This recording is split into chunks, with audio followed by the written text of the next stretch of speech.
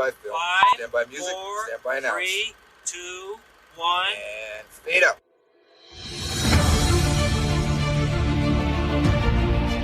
It's the Bellagio, the Mirage, and the MGM Grand. You're a wizard, Harry. Mike Wazowski! Open your eyes. Now tell me, where are the others? Eat me! King Kong ain't got on me! What about second breakfast? Why not? Why can't I? How can we be expected to teach children to learn how to read if they can't even fit inside the building? Well, welcome everyone to another episode of 20 Years, 4 Beers, a podcast dedicated to rewatching popular films from 2 decades ago, while also enjoying 4 modern beers. My name is Steve, and this is my big brother, Tim, and we are coming to you from Minneapolis, Minnesota. On today's, or this week's, or this half month's episode, this bi-weekly, I guess, Yep. yeah, happy hour episode. Hey, you guys, happy hour is from 4 to 6. We will be discussing 2001's mindbender of a film, Vanilla Sky. David, I'm not gonna lie to you. I like the way you looked. But you have to pull it the together. Because if not, I'll forget the other guy. You know that other guy? You? I'm still that guy. I'm still that guy. Listen, I don't have a mother, savior bone in my body. It's not about that. You are coming inside. But if this turns out to be a big mistake, I do have the ability to fall out of love with you. Like that. Let me get my synopsis I just wrote. Bender. That's good. Yeah, a little bit. Yeah, well done. So Vanilla Sky follows David Ames, a wealthy, self-indulgent publishing magnate, whatever that is. That's good. Publishing magnate. It's like, what's a publisher? Yeah. I'm like, what? A magazine? Publishing what? You do books? Are you sure you're wealthy? Really? Yeah, 20 years has not aged that industry at all. Nope. A wealthy, self-indulgent publishing magnate finds his privileged life upended after a car accident with a resentful lover. What follows is a mixture of sci-fi fantasy, romance, and kind of mind-melding confusion. This movie is directed by Cameron Crowe. Written by Cameron Crowe. And starring Tom Cruise, Penelope Cruz, Cameron Diaz, Jason Lee, Kurt Russell, Noah Taylor, and Tilda Swinton. I feel like this is one of the few movies we've watched where it's like, 20 years, but huge spoiler caveat. Like, probably, yeah. I mean, it didn't make a ton of money, and yeah, there will be some spoilers here, and because the whole intent of the movie is fine. like to watch and go, what is happening? Yeah. And if you haven't watched it, watch it first. Probably watch it first if you really are interested. If you're not, just listen to us ramble for a little while, and you'll hear about it, and you'll be fine. Yeah, you'll get the details. I guess we'll just hop on into Drinking Buddies. No. Or do you want to do Social Network? What do you want to do? Oh, pump the brakes. Yeah. What are your reactions I to don't seeing remember. this? You didn't see it in the theater? I did see it in the theater, but I don't really remember Really? seeing it in the theater. No. I remember where I saw it, but that's a different story. But it's just like, I liked it in the theater. I was very impressed by it. Yep. But then, like, this is one of those times where we had seen Cameron Crowe do Jerry Maguire and then Almost Famous. Yep. And then to go into this, and I was like, I like this film, but it wasn't what I kind of maybe wanted it to be. Sure. So I enjoyed it. It wasn't sort of like the, oh my God, you have to see this movie, and I like told everybody about it kind of a thing. So, but you have a memory of it. Where so I had the same reaction as far as like, oh my gosh, they're reteaming from Jerry Maguire. Cameron Crowe coming off a year later after Almost Famous, brings in the biggest movie star in the world, and they're going to just nail it. So I was like, yeah, saw it and loved it. Loved being confused. Had to see it again after watching it to see like what the hell is like. Oh, now I know. Okay, watch it again. I'm interested to talk about it, like having seen it again now and a few times. Like that reaction is not the same, No. necessarily, but I did watch it over 2 nights. I watched it on a Friday and Saturday, so It's not the same. I feel like it's a serendipitous like Come on. part with the splice. So we're gonna spoil stuff. Is that when you stopped? I stopped at the splice. Come on. And said, no, I need to go to bed.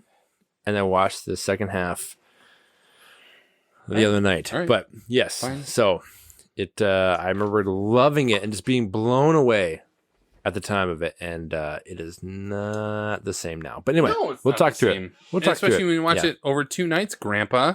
No. Actually, it was kind of nice, like having it being a timing taking a break. for that. So yeah, it was good. All right, fine. So Can we do okay. drinking buddies now? We can. Perfect. Well, let's do drinking buddies. Come on, not my fucking beer. You want to go first? Yeah, I wrote them down even. So sure, let's do it. Did you? So yeah, drinking buddies, where we discuss our 4 beers from the evening, and we do watch these separately. So each of us usually have 2. 2 and 2. Yeah. I assume you had like 6 then, if you watched it over 2 nights. I had 2 of note. All right, there we go. Yes. So I had I had an LTD beer, which was one of the 7-year anniversary Belgian Tripel, the barrel aged in white wine Ooh. barrels. How was I that? think we had the red. Yeah, we have the red. Right. Yep. It was good. I like the red better, largely because I like red wine better anyway. I think red wine barrels tend to age beer better. I agree. Yes. Depending on the kind of beer, I guess, but especially for the Tripel. Yep. So I like the red a lot better, but I still had a 3.75 out of 5. It was good. And then I had the Falling Knife out of Minneapolis, Minnesota, the Tangerine Supreme. Oh. Which is, they had released it, like, they made it on when they opened. Yep. And then they never made it again. Yeah. And now they just re-released it. Yeah, I And had it. it's a 3.75 out of 5. And ultimately, I think what hurts it is that it there's so much better beer that they've released since sure. then. So that that recipe's out there and that's fine. But it almost has like it's tangerine, but it almost has like a tang Oh, really? feel to it, right? Huh. Like so it's almost too artificially Oh. sweet, which maybe was the point. Maybe they did use tang, I don't know. But it's 3.75. It's good, but it's Falling Knife. It's well made. Yeah. But no, both of mine were they were good. So That's good. those are my 2. Good. I like it. So in the movie, both are theme beers. You'll be happy to know. Good for you. Jason Lee, who plays Brian, a friend, employee, if you will, of David Ames, Tom Cruise's character, often offers the idea about the movie that you can't appreciate the sweet in life without experiencing the sour. So my first beer that first night, for the first half, was a combo of sweet and sour, which was New Glarus out of Wisconsin. Their Glarus, Wisconsin. Well done. Yeah. The Lots of Peach, which is a brown sour with peach. Good combo. A 4.25. I like that beer. For It's me, good. Yep. it was really good. It has a great combo of like a nice base with a sour, but the brown I was not expecting, but like, interesting. But the peach, really, really nice for that kind of flavor with it. Really nice. And the second Falling Knife. Well, Yeah. take your time. Yep. I'll get there.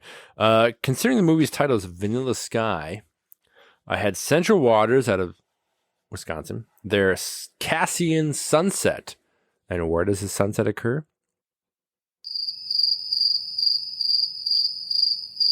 In the sky. It's a barrel-aged stout with cinnamon, coffee. I'm not encouraging you. I know. I'm going to pull it out. I get it. Yep. Baby. Barrel-aged stout with cinnamon, coffee, and Oh my gosh. vanilla Almond extract. It is How was it? it's a 4.75. Really? It's a beer that I had years Central ago. Waters? Oh, it's a beer I had at the brewery years ago, and I was like, "Oh my god!" I've been waiting years for it to come out, in mass production, and it came out this year. Interesting. I bought 3 4-packs because I'm like, yep. I want to have this, since it's been aging even further. But that was somewhat serendipitous for that. So I had that, and it's so good, man. Yeah. It's so fantastic. Yeah. Yeah. It's a cinnamon coffee and vanilla. But it was good for the second night of Vanilla Sky. So it's good. Perfect. Yep. Well, so, and we are currently having what? Montgomery Brewing. Hey! Their Peanut Buster, not butter, but Peanut Buster Porter. And this is fantastic. Mm-hmm. This is really damn. Because there are issue with like peanut type beers, like the peanut butter becomes like a sweet kind of clean. I just want the peanut and kind of like a chocolatey type of flavor. This is like a 4.25. This is really, I think I have good. a 4.25 or 4.5. There you go. Yeah, it is nice. It's a lot of peanut butter beers they use they don't use real peanut butter, they use powdered peanut butter. And you can tell. Yeah. And it's just fakey. This clearly is like peanuts.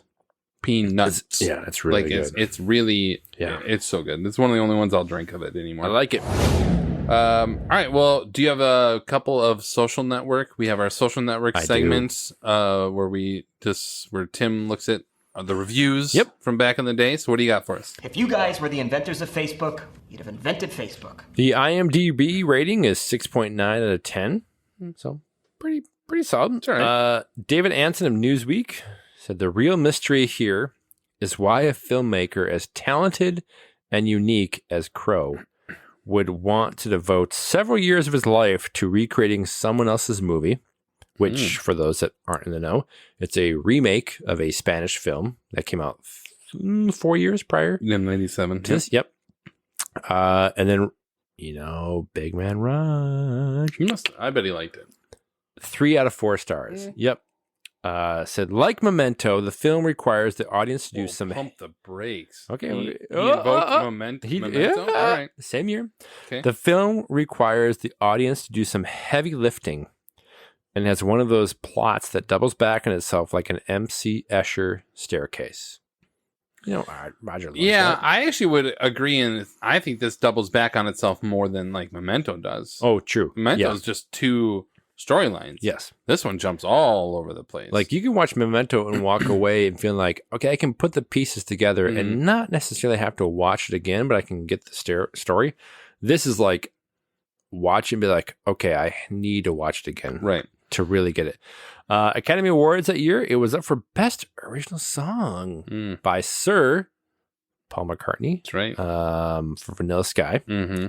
But lost to, as we talked about earlier this year, Randy Newman's song If I Didn't Have You from Monsters, Inc. Mm-hmm. So, Social Network. So, yeah, I do have some... Top 5 side ones. Track ones. Initial thoughts. I know it sounds like you do as well. I do. So I'm going to preface my thoughts and maybe our discussion around like, just like the movie where it's kind of the first half and the second half, where it's like pre-splice and post-splice. Right. Whereas like things that have held up really well and things that I have a lot of quibbles with. So not to direct the nature of our conversation, but go ahead. Kind of how you can start if you want. Things that still hold up. Mm-hmm. It's still pretty dang astonishing to think about them closing down Times Square in New York City to get the opening shot of this movie. Like it's kind of a surrealist.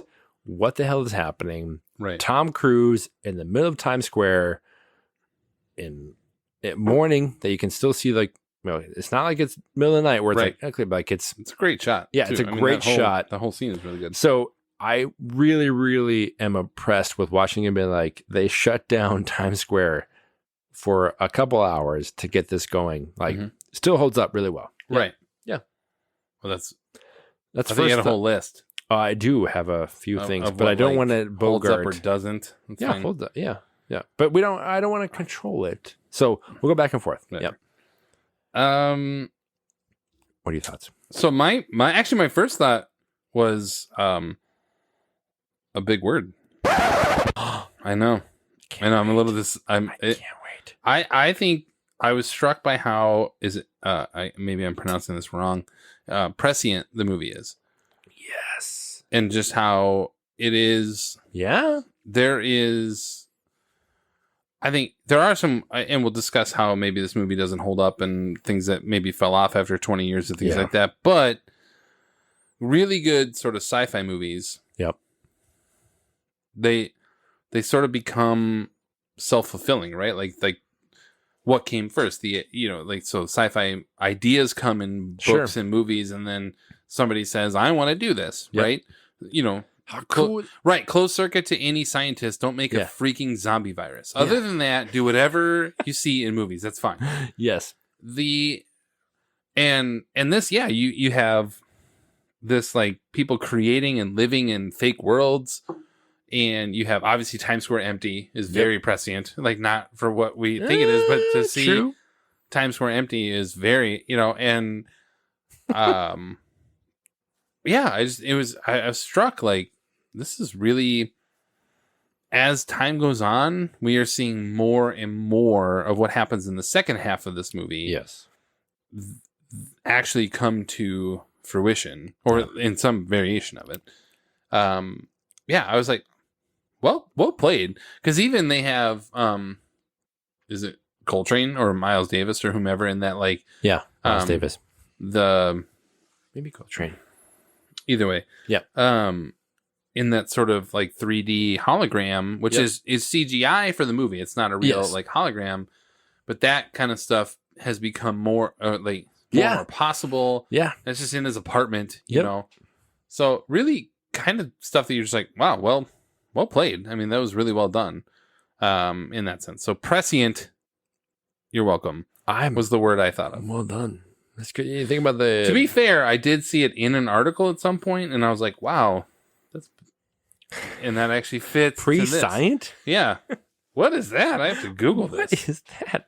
Yeah, no, I agree. It's funny watching this movie at the time, thinking, what the hell is happening? Yeah. With this kind of crazy sci-fi twist near the end that explains what happens. But you think about what it's come to be in the 20 years since, with kind of artificial intelligence and kind of living by proxy experiences. That well done. Yeah, that's good. There you go. Watching it again, I must say I thought it at the time, but even again seeing it, like, it's a pretty crazy move to take one of the most recognizable faces on the planet and just beat it to shit. Like, disfigure Tom Cruise.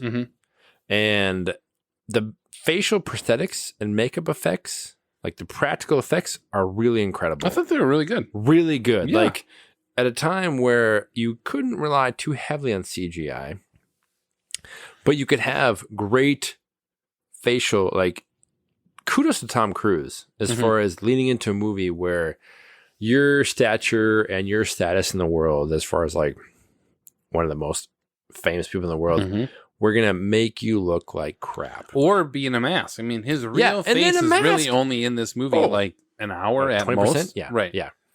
So it is fascinating that they were like going to lean hard into, again, a reunion of Jerry Maguire. You take Tom Cruise up for Best Picture, Cameron Crowe, come together, a remake of a Spanish film that was apparently really good, and we're going to disfigure the guy and put him behind a mask for the majority of the movie.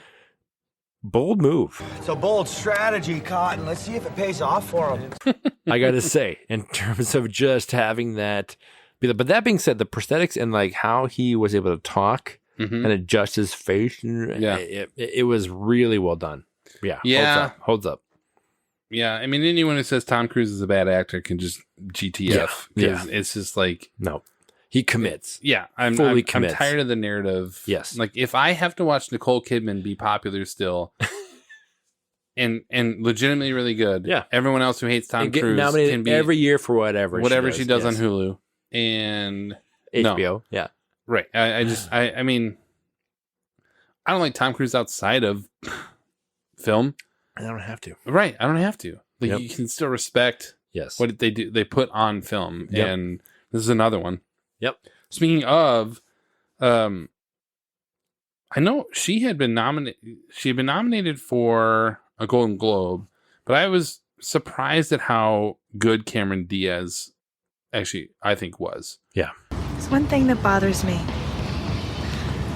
Why did you tell Brian that I was your buddy? I didn't tell him that. I didn't say that. Hey, when did you stop caring, David? Caring about what?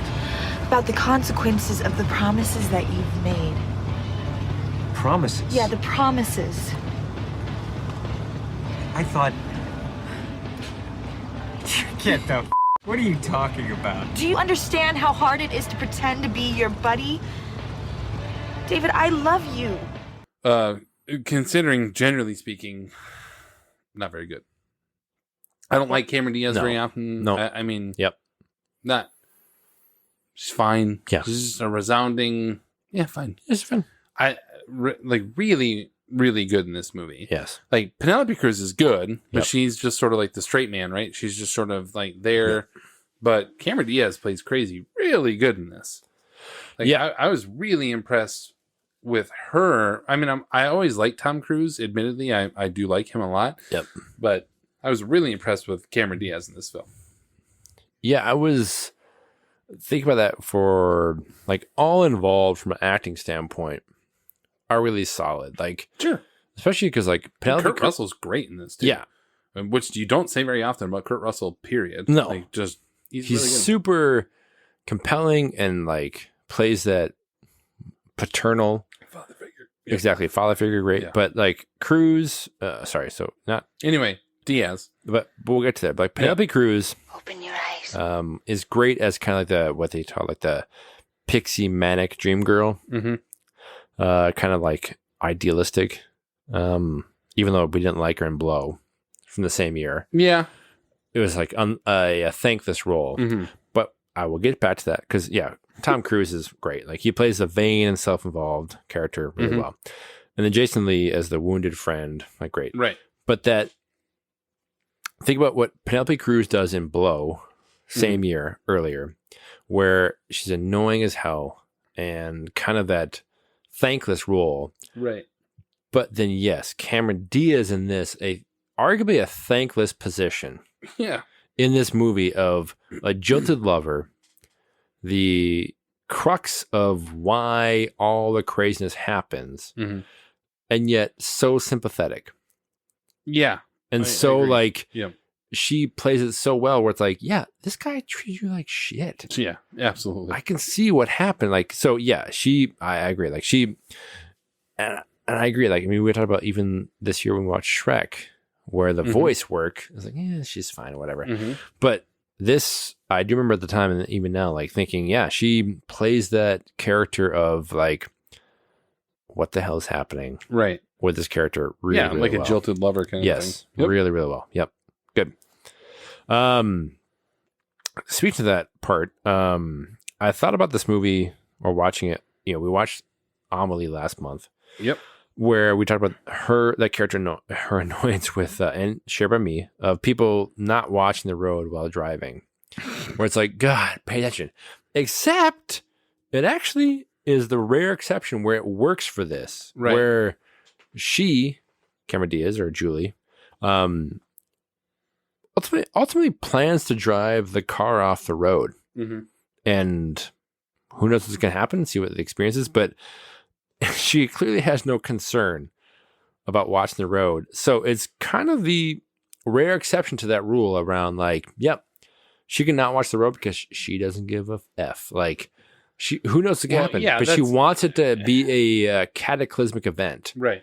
And that's okay because this is the exception to that type of like cinematic trope where watch the road. No, she doesn't care. She wants to die.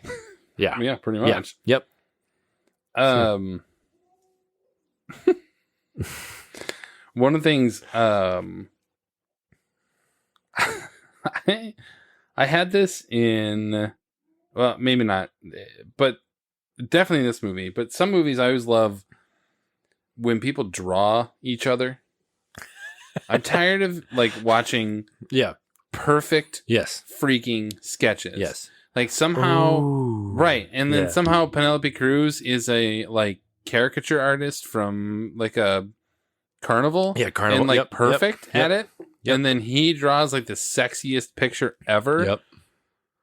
Yes. I sit there, I'm like, no wonder this is fake in his damn brain because there's no way that's true. Yes. Like these two people did not suddenly, if they were that good, they would have other. I'm tired of watching rich, famous, beautiful people be perfect at freaking everything, including Yes. drawing Yes. each other in apparently like minutes. Yes. And it's just like, oh, I just did this. Yes. Oh, here you go. Why don't you go frame it? Yes. Stupid. Yeah. It's like, oh, like Titanic where he like draws. Yeah, a but great... I was going to bring up But I Titanic. got- But yeah. at least Jack, Yes. like Jack is at least Yes. broke Yes. and poor. A He's poor like, artist makes more sense. That's Moulin Rouge, right? Yes. Like that's fine. Yes. Some rich a-hole Yeah. is a publishing magnate is not He's like, drawing her like that. No. It's ridiculous. I agree. I agree. All right, what do you got? So that's the stuff that I found to be enjoyable still. Oh, that was the good? Oh, here we go. Well, that was the good as far as like, All right. you know, the character of all the, you know, she's not watching the road because blah, blah, blah. Mhm. Like, so I refer to this in our podcast as the post splice. Yeah, should I mean like so essentially what happens Let's I mean spoil it. Let's if you spoil want to it. Yeah. spoiler alert this Yeah. a little bit, but deal with it. Yep. Right. So they're essentially at like David gets in this accident or not accident, she does it kind of on purpose or so you he know, treats people like shit. right. And then so he gets in this accident and gets deformed and through a series of like events basically finds this company that once you die will freeze your body and has this option for you the lucid dream. right, the lucid dream where you can pick any point in your life to start your lucid dream. Yep. Right. And so like everything before that, your memory is what actually happened, and everything after that, your memory is false. You have control over it like a lucid dream. So they call it the splice. And so there is the pre-splice, which legitimately is about halfway through this movie. And I think on purpose, right? They do a good job with that. So yeah, there's the pre-splice of what we assume is the real world. Yes. Although there are some theories as to not that, but let's just run with that. Yep.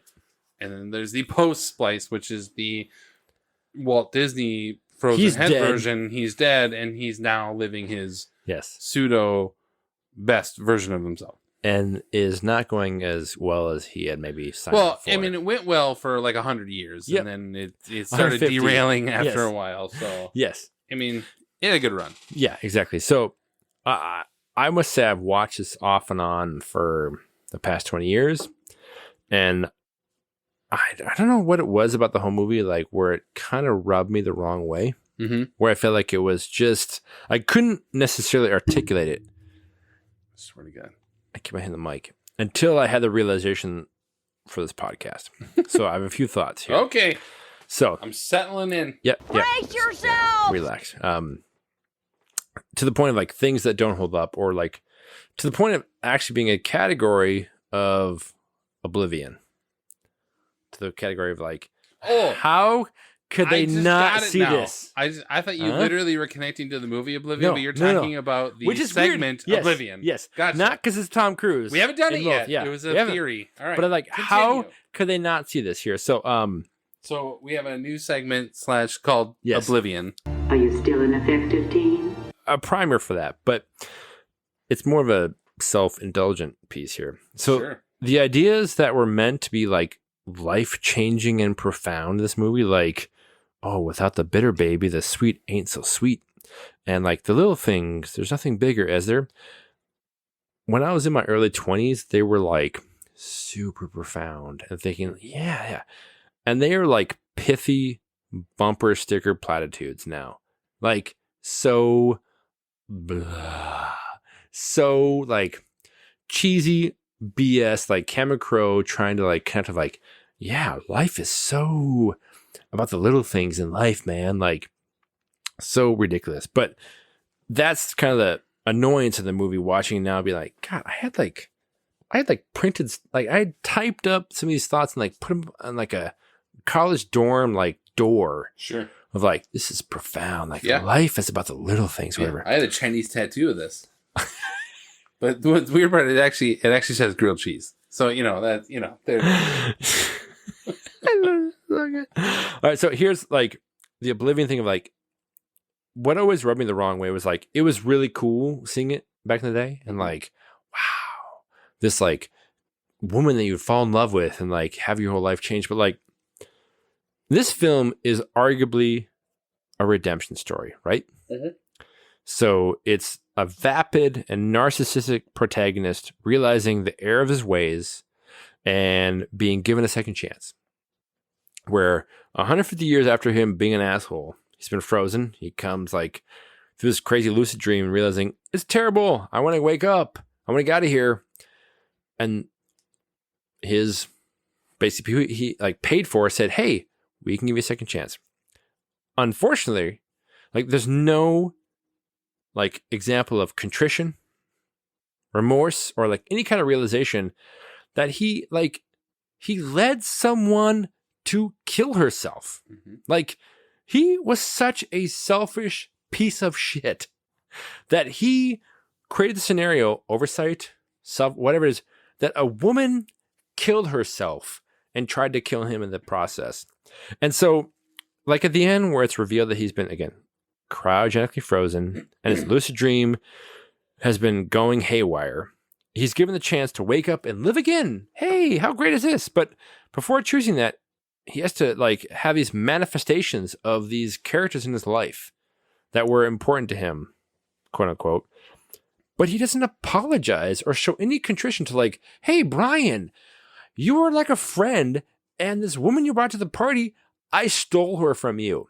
You wanted to meet, like you brought her here to this party, and you were a struggling artist, like an author, and I stole her from you. Not like his possession thing. Again, it's like very like patriarchy, but yeah, there's no act of anything like a recognizing, hey, sorry.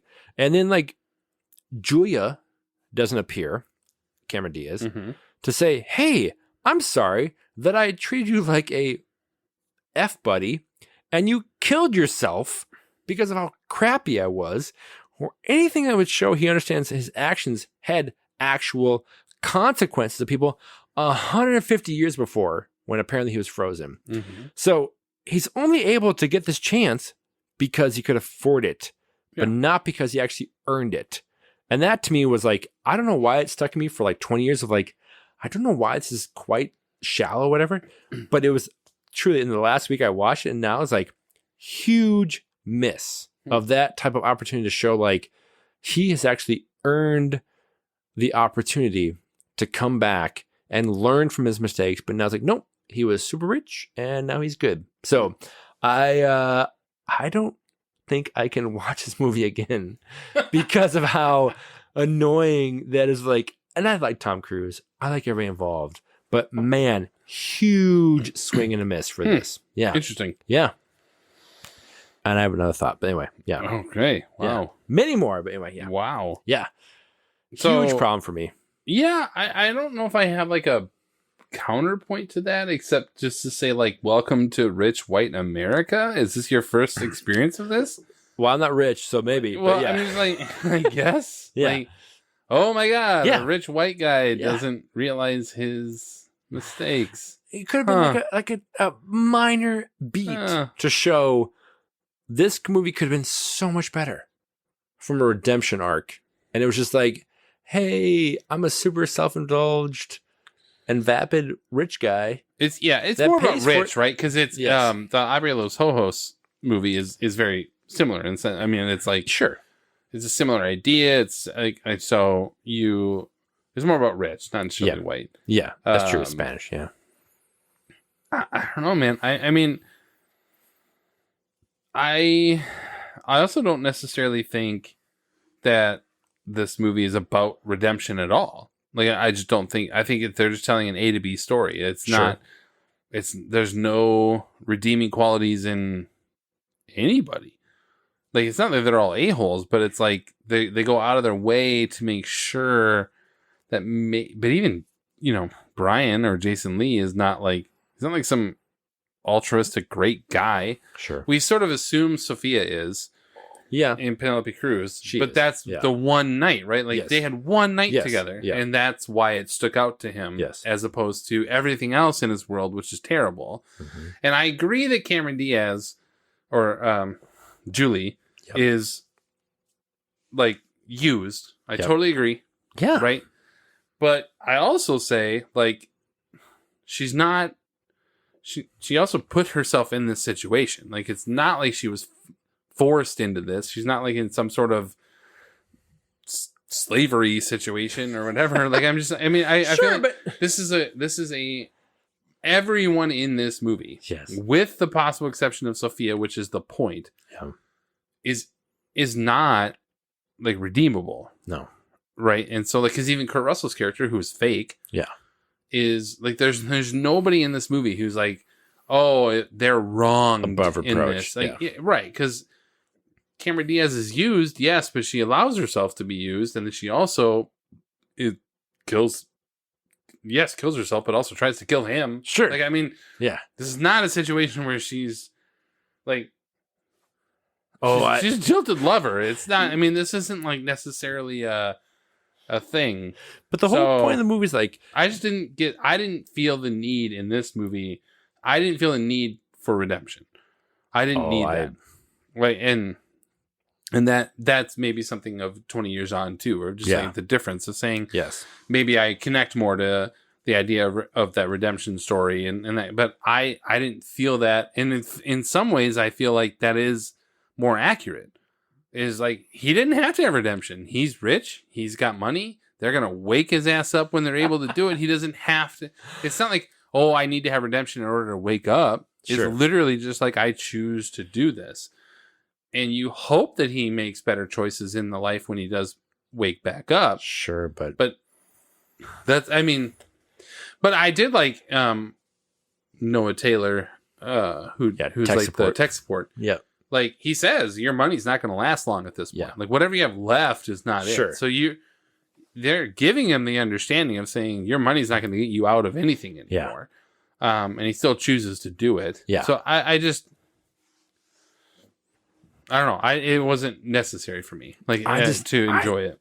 To me, like, from a like rewatchable standpoint of like, if you're gonna task an audience with watching this story of a completely terrible person, despite how great he might be embodied by Tom Cruise, in so many ways, there should be some element of like a redemption or like kind of character arc, like, which is to my next point of like, you know, how sad is it that this guy's life is that he's had no one in his life of importance, that a one night not stand, right? Yeah, I will say, is so impactful that the stranger, Sophia, is how he chooses to spend his lucid dream. Right. He says, I have nothing in my life of importance that this character is going to be what I want to spend my post-dead life with. Yep. And there's no realization of that emptiness by Cruz's character, David Ames, to show that his second chance will be different. And that's where I think, like, think about It's a Wonderful Life. You know, George Bailey, despite how much I don't like that movie, but it's a classic. So I move on. It. No. He was changed by the experience. If he's been shown by the angel, like, what could have been if things didn't happen for you, like, he's changed, but nothing has changed for David Ames. I disagree.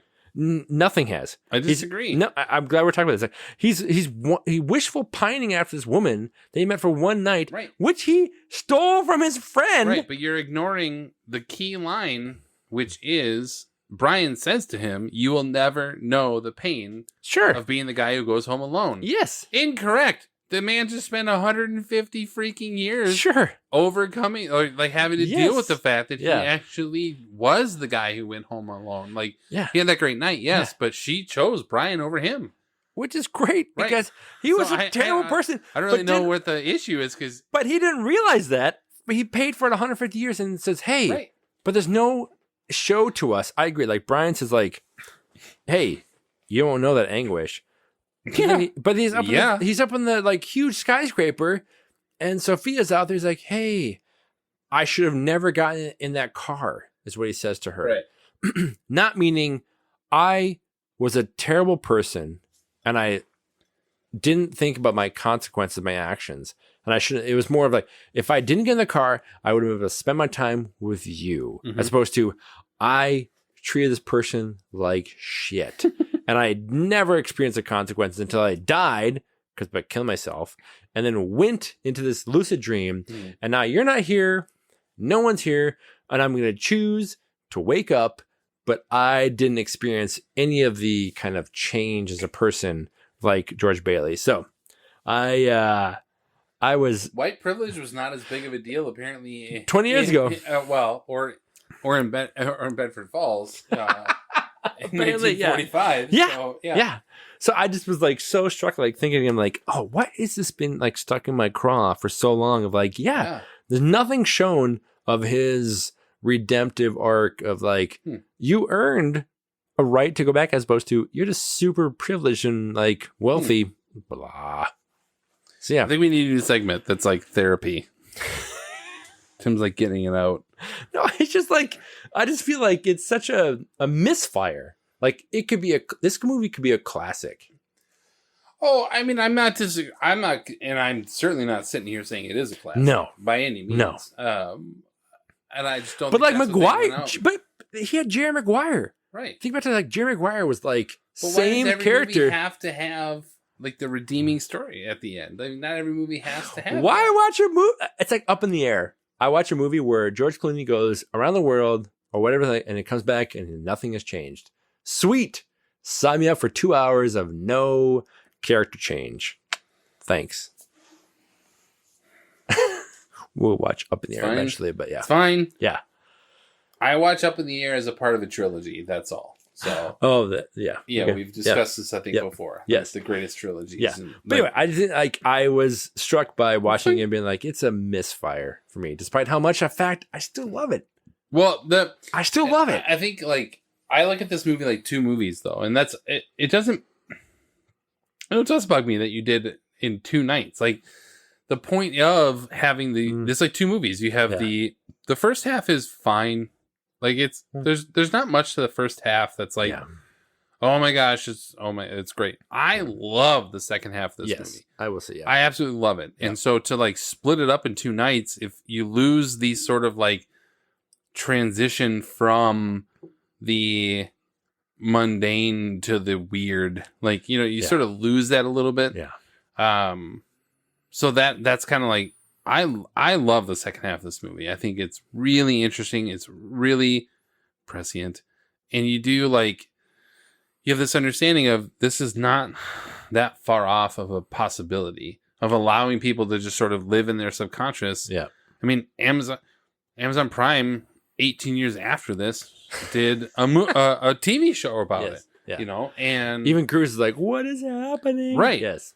So I don't know. I think, and that's not what they did it for, but I do think that, I mean, I don't consider this a classic. No. By any means. No. I mean, it's a good movie. If you have a chance to see it, you know, take your time. Yep.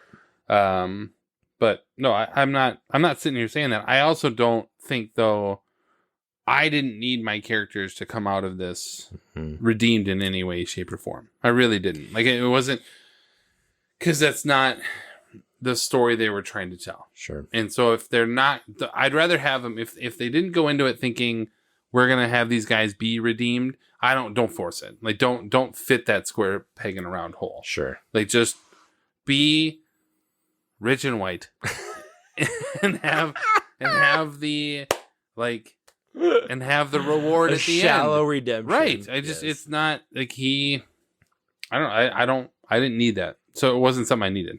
I did. Anything else? You have the Oblivion or any other? I have a new category. Oh my! Here that we go. I think we can maybe consider. Take over. So it's almost like a clear splice in someone's career of like pre and post a certain time. So, like you said, prior to this, Cameron Crowe had done Say Anything, Yeah. Singles, Jerry Maguire, and Almost Famous. And I we talked about a year ago. Almost Famous is a classic, like all time phenomenal movie. And then he comes out and does this movie, which I still thoroughly appreciate. Yeah. Despite my like now realizing, I wish I would have seen this kind of thing. But then he does Elizabethtown, We Bought a Zoo, and Aloha. Tanking pretty much his career. We Bought a Zoo is enjoyable. It's fine. But the other two are awful. Yes. Yes. So bad. So it's almost like I want to kind of consider as we move forward, like, can we have like a Vanilla Sky clarification for people like pre-post this movie? Like, this was a defining character. Like, it went to shit. Yeah. So what you're saying is like, in this movie, Tom Cruise jumps off the tallest building and wakes up and is like, you know, in a new world. Right. Whereas like Cameron Crowe jumped off this building and basically died on the sidewalk. Yes. And went to do terrible movies. Yeah. Back to back to back. Yeah, they were bad. Because he's done nothing. It's been 20 years. Yeah. I mean, he's done like rock documentaries, but he's done 3 movies since that time. And which I actually appreciate. We're not talking about M. Night Shyamalan of making some really bad movies along the way. And I know he's redeemed himself a little bit lately. He's not just like still making garbage movies. Yes. He made a few that didn't work. Go make your rock docs and just don't waste my time. So I do appreciate that a little bit. Or for God's sakes, use somebody else's screenplay. Why can M. Night Shyamalan or Cameron Crowe, you can't make a movie of anyone else's words? No one's coming to you? Yeah. So that's a new category. Or I'm thinking of Aaron Sorkin too now. Apparently he can only do his own stuff. Apparently. Like, for God's sakes. Yeah, Vanilla Sky is a new character of like, or a category of like, what could be like that for the future? Yeah. So, yeah, I guess, do you have any trivia or anything? Or? I have 2 quiz shows. So we have a quiz show. The exciting quiz program, 21. You have some? Blah, blah, blah, blah, blah, blah, blah. Yeah. I can come up with something. Go ahead. In the moment? Or you? Sure. No, I have one here. Yeah. All right. So Crowe's longtime composer, Nancy Wilson, of Heart fame, as we discussed a year ago. Almost Famous. Yep. You got that right. Provided the score for this film, but after the 2 of them divorced in 2010, Crowe turned to a composer named Jónsi. Maybe Jónsi. Yeah, whatever. He's the lead singer of an Icelandic band which has 2 songs featured in Vanilla Sky. One during a scene with Kurt Russell's psychiatrist or psychologist, and the climactic scene atop the skyscraper. Can you name that band? So I think I can, but I don't think I can pronounce it correctly. Me either, probably not. Sigur Rós. Sigur Rós, yeah. Sigur Rós. Nice! Sigur Rós. Yeah. They're so good. Right. I saw them live. They're so good. Yeah. Speaking of lucid dreams. Oh, they're so good. Oh, sorry, that's a wet dream. I'm off. Yeah. Well done. There you go. Yeah, Sigur Rós. I can't pronounce it, but here we go. Sigur Rós. Yep. Well done. I'm gonna have 2. I'll have 2. I can have 2. Okay. The scene. There's a scene where they're in the club. Yep. And Ames is in the bathroom. Yep. And somebody walks in and yells at him and says, "Fix your effing face." Yep. Do you know who those 2 people are that walked in and yelled? They're extras. They can't be somebody. Oh, they can be somebody, buddy. No idea. I honestly, off the top of my head, don't know their names, and I can look it up. Yeah. But they are band members from Stillwater and Almost Famous. They're the bass player. It's the bass player and the drummer. Okay. So the bass player, if you listen to the voice, you'll hear it. Okay. Like, you're like, oh, yeah, it's that guy. Yeah, exactly. Okay. You're like, this guy has you sitting there on top of a house saying you're a golden god. They sound the same. And ironically enough, the drummer who never speaks in the movie of Almost Famous just goes along with it. So it's those 2 guys come in and tell him to fix his effing face. I can't remember their names. They're real musicians. Sure. I can't remember the names. That's all good. Yeah. I didn't write it down. So there you go. That's good. Nice. I actually have a 3rd one too, but there you go. Tied to that, close enough, is the scene at the dance club where David Ames interrupts Sophia talking with another man to kind of talk to her about like, hey, let's spiel or whatever. Did you happen to catch who that man she was talking with? William Mapother. Yeah! brother, his cousin. His cousin. Who, by the way, if you Google them together, I don't know if they've ever actually appeared in a picture next to each other. This one? Well, but I mean, like literally on the red carpet or some sort of thing where they're speaking to each other. And he was in the bedroom. There you go. And Lost. The last happy hour. Yes, exactly. It's good. Speaking of Lost, there's another Lost person in this movie. Oh, it's not even my trivia. The Lost. Yeah, so early on when they go into his publishing company and his there's the Asian actor who wants him to pick a cover. That guy is Ken something or other, and he's in Lost for the last 2 seasons. Miles Strong? Miles. Yep. Yes. So yeah, he's in there too. Oh. Not my trivia, but there you go. That's Speaking of Lost. So this movie has a couple cameos, actually. Obviously, we just talked about the one. Sure. Tommy Lee randomly shows up somewhere. I don't know if you ever caught that one. He's just in the still. But we obviously know Steven Spielberg is in this, right? That's fine. Yep. Did you happen to see what he was wearing on his head? No. He has a baseball cap. It's a baseball cap, and it's got a logo on it. Is it DreamWorks? No. Oh. No. It's the... No, I have no idea. It's the pre-crime logo. Shut up. Of from Minority Report. Shut up. And what director? He's at Cameron Crowe is Cameron Crowe is in the subway or whatever. Right. Or he's in, he's. But they were prepping filming for Minority Report. Pre-crime on his hat. Shut up, dude. Yep. Oh, that's so good. I knew he had a baseball cap, but he had a baseball cap of a... He's got the pre-crime from Minority Report. Yep. The pre-crog thing. Pre-cog. Oh, I can't of a wait movie, to cover that movie yet to come out next year? Yeah. Oh, I can't wait to cover that movie. Oh, God. I can't wait. Yes. That's good. That's good trivia. That's good. So, nice. Any other final thoughts on Vanilla Sky? You had many feelings. I had a lot of strong feelings. I was like, it was so... Most of my notes were like, I don't know, the makeup was better. And you're like, let me just stop you right there. It was such... It's a funny... It's existed for 20 years. Yep. And I don't know why I've always felt like, yeah, maybe I can watch it. It's fine. It's fine.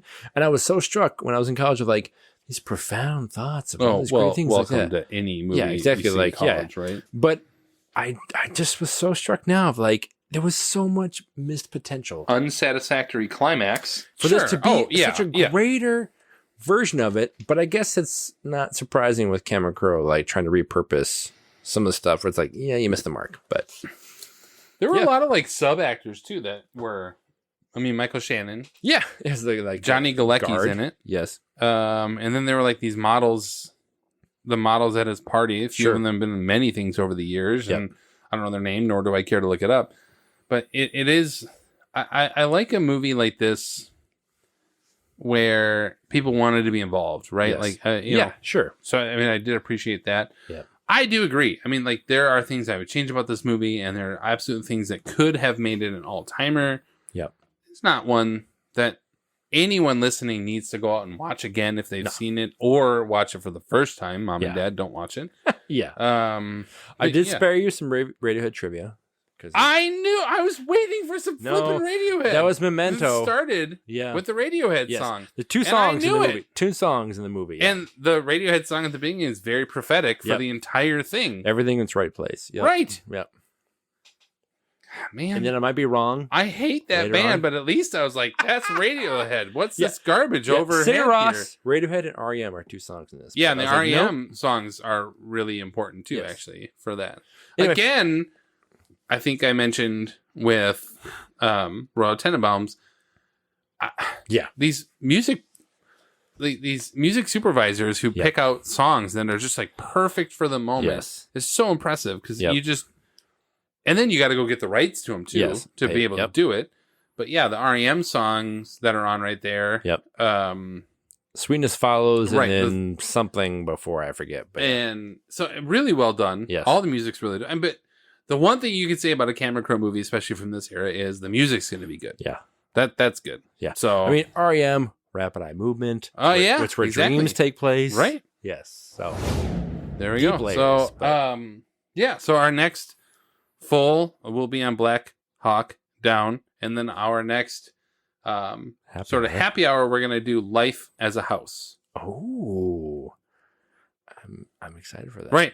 And since I think only you and I have seen that, I don't know many other people have seen it. No. The other one we were gonna do that I can't remember now all of a sudden, because we were like, I don't know, do we want to do that? And because I think it was more like originally it was The Majestic. Yeah. Which I like The Majestic, but I also just think like I really want to watch Life as a House again. Yeah. And I think that was the determining factor. Yeah. Saying at this point, The Majestic wasn't that popular anyway. Yeah. Frank Darabont, right? Jim Carrey. Yeah. No, let's watch Life as a House. Yep. If nothing else, we can talk about Guster and talk about music Such a great- again. Yes. In all of these. So get prepped for Guster. Exactly. So I think we're good, right? We got no other moments. I'm good. I close my computer down. We're good. All right. Well, there we go. So that brings us to the end of our episode. We want to say thanks for taking some time to listen and for clicking that like or subscribe button on your devices. Follow us on Twitter at years_beers and on Facebook, or head to 20years4beers.com. This has been 20 Years 4 Beers. My name is Steve. I'm Tim. And thanks for listening. Thank you. I'm going to pull it out. Yeah, baby. Oh, without the bitter baby, the sweet ain't so sweet. How about new, you crazy Dutch bastard?